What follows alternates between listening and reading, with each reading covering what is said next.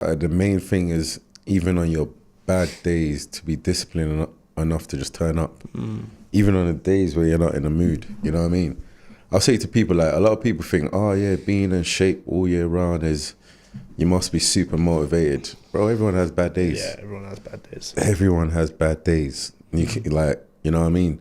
Like, sometimes I go through weeks where I'm like, oh, forget all of this. But I still go, you know? Because like I said, I've programmed myself in a way that even if I'm not in the mood to train, as long as I do my 30-minute walk, that's enough for me. That's enough. Like, I've done something. Because in my head, I see it like this. It goes back to the math of work and chasing the grind and money like everyone else. Everyone online is too money, money, money, money, money, money, money. I'm like this. If I could give my health 10 hours a week, that's enough. Because if you're chasing money for like 50, 60 hours a week, you get what I'm saying? And you're neglecting your health, it just don't make no sense, because you're going to make all this money, then you're going to end up in a hospital and not able to spend it. Health as well. You know what I mean? This generation is just too focused on money, money, money, money, money, money. Yeah, we all like money, we all like nice things. But, like, touch wood. This is wood, right, or leaf? I think so, yeah. Yeah, there's no plastic. Yeah, touch wood. Like, I spent a night in the hospital since I was born, so let me try and keep that trend going, innit? But what do you think? Do you think that's society? In the sense that people are just driven by money nowadays? Do you think it's the big influencers of the world that I think it's heightened by social media. Yeah, it's super heightened by social media, because now I say that the younger generation are under a different kind of pressure, where if you're seen to not have a certain lifestyle, certain status, you're looked as you're failing in life. Oh yeah, because you don't live by yourself and blah blah blah. Mate, rent is expensive. You know what I mean? So you want someone who's like 24, 25 to live in a 1-bedroom in London, where not where we live. Exactly, it's too expensive.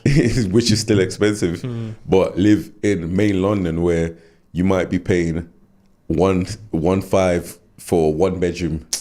You know what I mean? If you're lucky. Yeah. 1.5 for one bedroom, and that's not including bills. Then you want the person to be driving like a C-class Mercedes coupe, where now after COVID the prices of cars are all hiked up. So you don't want the person to be driving an old car either. So now you're paying, let's say, like 4 bills a month for your car, and that's not including insurance. Then you pay insurance, then you pay petrol, then you pay rent. So this person on bills alone might be seeing like $2,500 a month.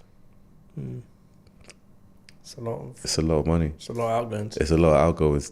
This ain't life. You know what I mean? And at the same time, you don't want to be doing lifestyle and holidays and dates and all of this. Like, it's a lot. It's a lot of pressure. Like, I'm glad I don't put that pressure on myself. Yeah. I just deal with what I can and keep it moving. And it's not saying that I can't afford it. I can, because I put myself in a position too. But the position I put myself into at the moment is to be able to,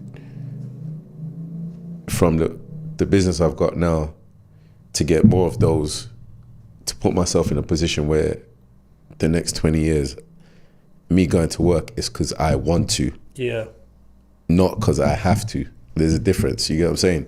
I don't want to be in that situation where I feel like I'm constantly chasing, because I've seen it from family members who've passed, where they've worked themselves to death.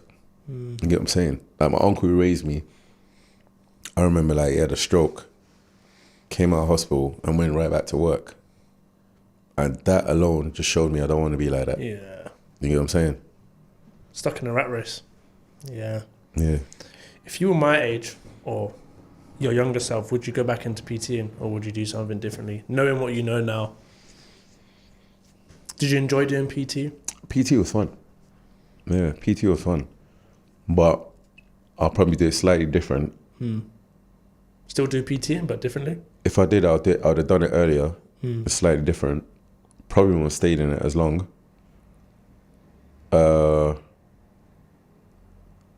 I would have picked up a trade from school. Yeah. That's a big one. I say that to my friends. If everything goes tits up, I would have picked up a trade. I'm gonna learn a trade and just open my own construction company or something along them lines. I would have started that from school days. Yeah. Yeah, I think a lot of people that are in that know how to do a trade. It's the best way to start a business. Yeah. I'd have probably even stayed, like, I reckon I'd have probably done something like, all right, let me do electrician, then plumbing, then carpentry, back to back to back. So that way you get what I'm saying? Exactly. Yeah. It's the best way, because then from then you can create a company and just hire other people. And when you've hired people, you'd actually know what you're talking about firsthand. You know what I mean? Because you're covering everything.